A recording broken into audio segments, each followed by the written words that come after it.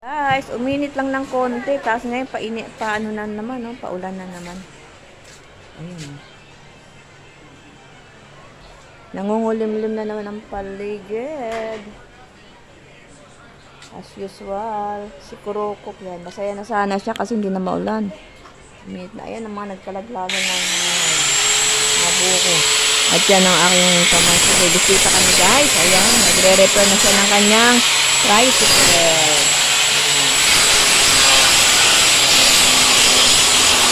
Ayan, shout out!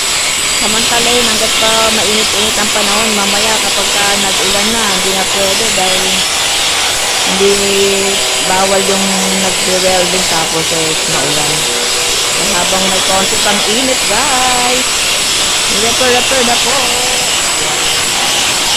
Shout out and thank you so much.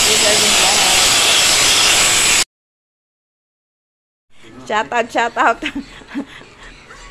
Ayan, pag may time yan, ganyan ang kanyang trabaho, ang kanyang tricycle, mini tricycle.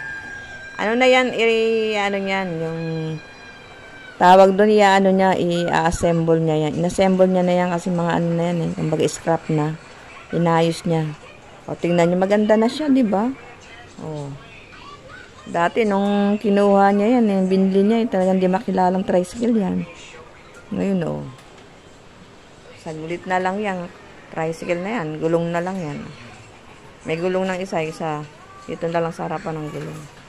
Yan guys. Repair. Habang mainit ang panahon, repair muna. Yan guys.